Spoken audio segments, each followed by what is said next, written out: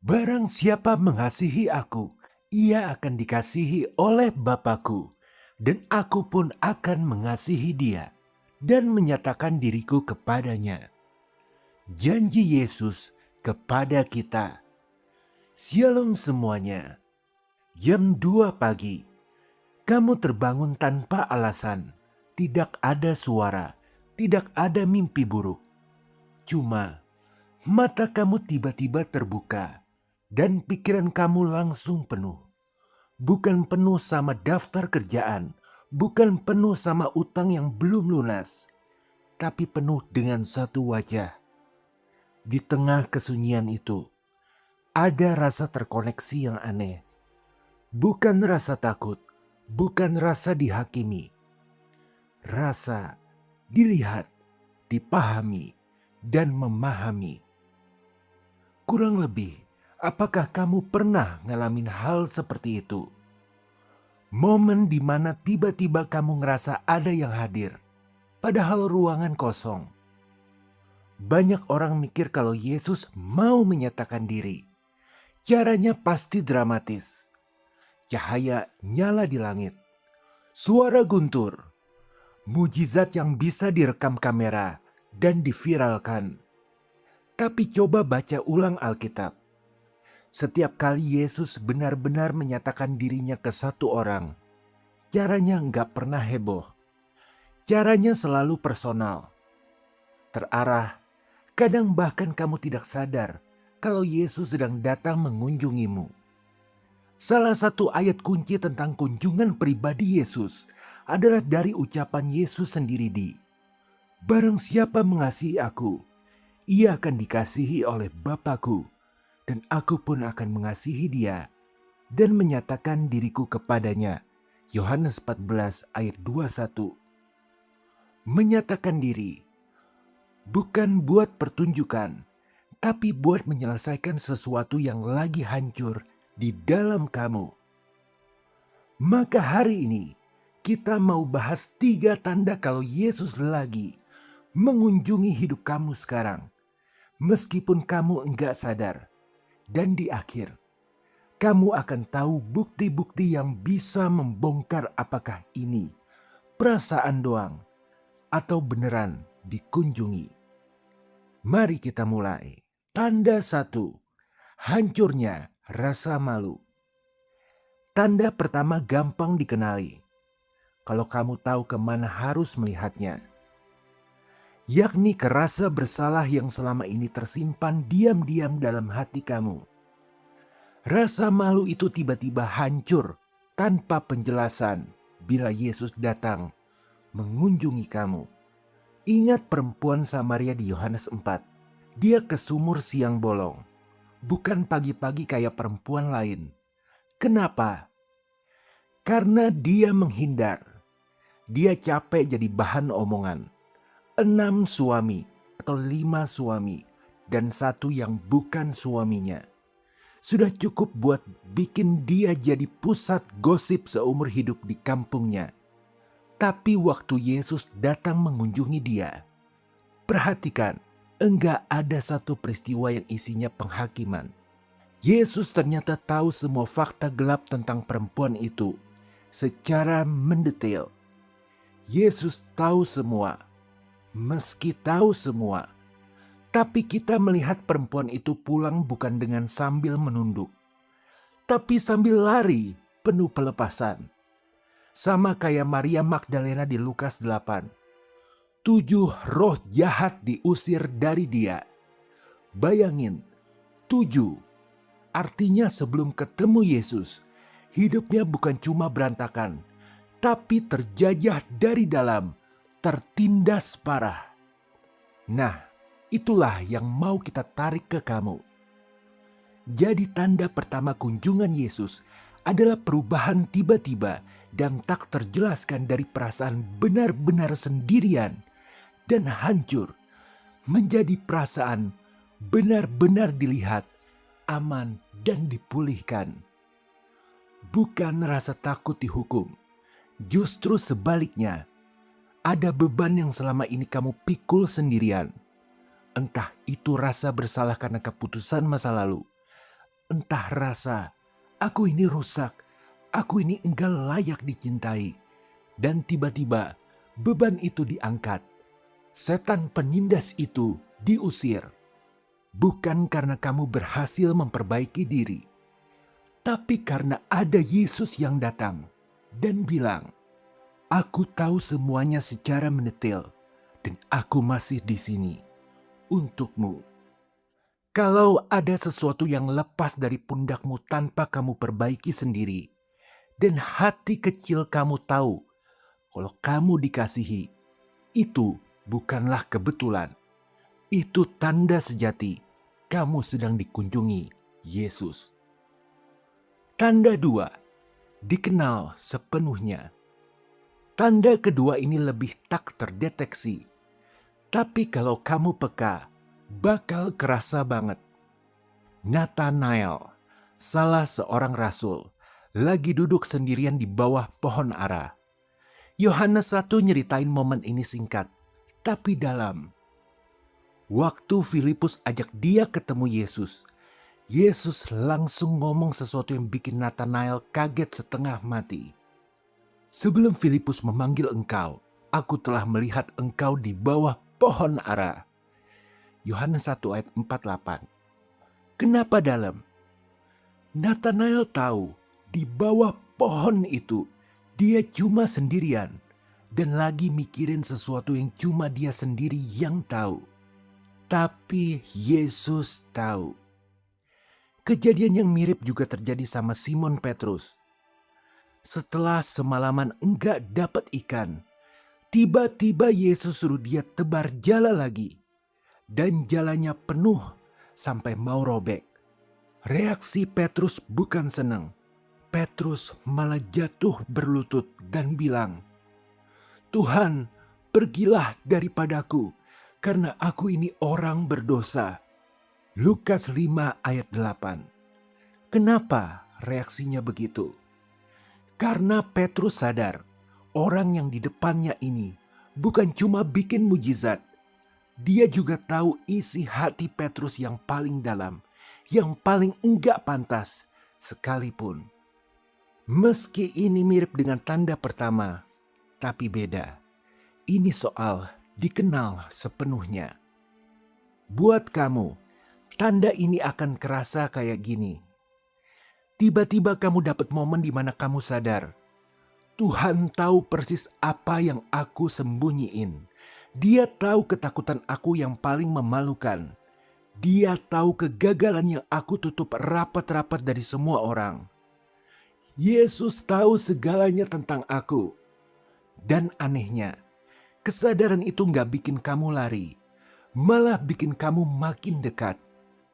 Karena biasanya kalau orang tahu sisi terburuk kamu, mereka menjauh. Tapi Yesus tahu sisi terburuk kamu dan dia justru mendekat. Itu bukan hal yang bisa kamu rekayasa sendiri. Itu tanda Yesus sedang mengunjungi kamu. Terjadi gelombang keyakinan dan kekaguman yang tiba-tiba. Menyadari bahwa Tuhan mengetahui segala sesuatu tentang kamu. Rahasia, kegagalan, dan luka. Namun tidak berpaling dengan jijik, melainkan mendekat dengan kasih. Dan kamu akan semakin tidak bisa jauh dengan Yesus karena hanya Dia yang mengerti. Tanda ketiga, undangan yang mengganggu. Tanda ketiga ini yang paling sering diabaikan orang karena tanda ini paling enggak enak, tapi paling krusial. Matius lagi duduk di meja pemungutan pajak. Posisinya mapan secara finansial. Tapi posisinya juga dibenci semua orang. Karena pemungut pajak identik sama pengkhianat bangsa sendiri. Yesus lewat. Cuma ngomong 2 kata. "Ikutlah aku." Matius 9 ayat 9. Dan Matius berdiri. Ninggalin mejanya hari itu juga. Coba pikir logikanya. Matius enggak lagi kelaparan. Dia enggak lagi butuh pertolongan darurat. Tapi ada sesuatu di dalam dia yang tiba-tiba enggak tahan lagi sama hidup yang lama. Maka disitulah tandanya. Kalau Yesus lagi mengunjungi kamu, tandanya adalah kamu tiba-tiba ngerasa enggak nyaman sama pola hidup kamu yang dulu, yang kamu anggap aman-aman aja. Kebiasaan yang dulu kamu maklumi, ambisi yang dulu kamu kejar mati-matian, zona nyaman yang dulu kamu pertahanin habis-habisan. Yohanes 14 ayat 21 nyambungin manifestasi kedatangan Yesus sama satu kata, ketaatan. Artinya, kunjungan Yesus bukan cuma buat bikin kamu merasa hangat, tapi buat mendorong kamu bergerak. Kalau belakangan ini kamu gelisah sama sesuatu yang dulu biasa aja, itu bukan kamu lagi drama. Itu ada yang manggil kamu keluar. Gejolak batin yang membuat kamu tidak mungkin tetap nyaman dengan cara hidup lama kamu adalah karena kehadirannya selalu menuntut keputusan untuk bergerak maju. Jadi, jika kamu mengalami perubahan hasrat, perhatikan, itulah tanda mutlak perjumpaan sejati dirimu dengan Yesus yang juga sedang berkata, "Ikutlah aku kepadamu." Buktinya yang nyata. Sekarang pertanyaannya, gimana kamu tahu ini bukan cuma perasaan sesaat? Gimana kamu bedain kunjungan yang nyata dari sekedar euforia sesaat? Yohanes 14 ayat 21 kasih jawaban. Hasil dari kunjungan sejati adalah ikatan kasih yang makin dalam sama Bapa dan Anak. Dan itu akan selalu kelihatan dari 3 hal berikut ini di hidupmu. Pertama, kamu jadi rela menanggung gesekan. Misal kehubungan atau peristiwa apapun yang selama ini kamu hindari karena ribet. Sekarang kamu berani hadapi. Karena kasih Kristus lebih penting daripada hal apapun. Kedua, ada identitas lama yang kamu relain hilang. Reputasi, ambisi, validasi dari orang lain. Semua itu perlahan jadi kurang penting dibanding bisa tetap dan makin dekat dengan Yesus. Ketiga, kamu mulai ngerasa ada kekuatan tenang di dalam diri kamu. Bukan kekuatan yang bikin kamu sombong, tapi kekuatan yang bikin kamu berani menghadapi hal yang dulu bikin kamu ciut. Berani bantu orang lain, berani cerita soal iman kamu, berani berharap, berani mengakui salah, berani berbalik, berani dibentuk. Padahal dulu kamu ngerasa enggak mampu. Kunjungan Yesus di tepi Danau Galilea dulu sama persis kayak kunjungannya buat kamu hari ini. Mengganggu rencana kamu, menyingkap hati kamu, menyembuhkan luka paling dalam ke kamu, dan memanggil kamu ke jalan yang sama sekali baru. Itu bukan kamu yang lagi bosan. Itu manifestasi dari kunjungan Yesus yang memulihkan dan lagi manggil kamu keluar dari zona lamamu. Sekarang, kalau selama ini kamu ngerasa ada sesuatu yang mengetuk, maka tiba saatnya kamu jawab di momen ini. Enggak perlu kata-kata rumit. Ikuti aja kalimat doa ini. Ucapkan pelan-pelan dan biarkan hati kamu yang bicara. Mari kita berdoa. Tuhan Yesus, aku berhenti sejenak. Dari segala kesibukanku, aku membuka hati ini untuk Kau kunjungi lagi. Menemui apa adanya aku. Aku tahu ada bagian dalam diriku yang selama ini aku sembunyikan. Rasa bersalah, rasa tidak layak, yang diam-diam terus kupendam. Kau tahu persis apa yang aku takutkan. Jauh sebelum aku ucapkan. Karena kau melihatku di bawah pohon araku. Di setiap kesunyian hidupku. Malam ini aku memilih berhenti bersembunyi dari hadiratmu. Aku memilih percaya. Kau tidak menjauh. Walau kau tahu semua tentangku. Kau berjanji akan menyatakan dirimu kepada yang mengasihimu. Aku mengasihimu, Tuhan. Maka nyatakanlah lagi kehadiranmu yang nyata itu di dalam hidupku. Yesus, datanglah ke bagian hatiku yang paling gelap. Ubahlah rasa maluku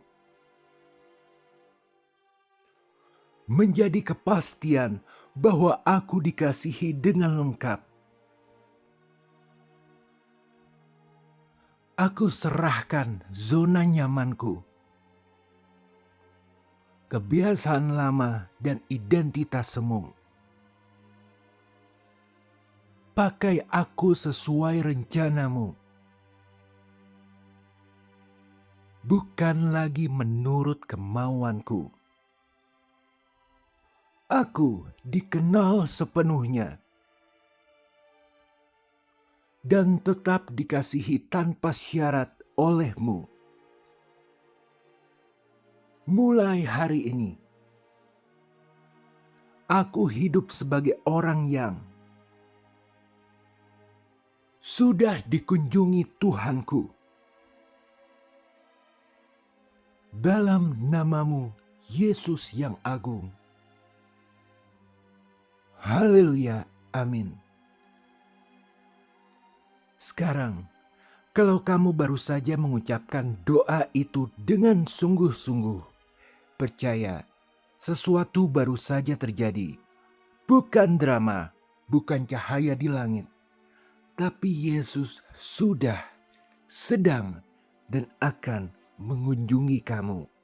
Persis seperti yang Dia janjikan. Akhir kata, kalau video ini terasa dan kamu butuh didoakan, tulis di kolom komentar. Saya bakal doain satu-satu. Sampai jumpa di video berikutnya. Tuhan Yesus memberkati kamu sekarang dan selama-lamanya. Haleluya, amin.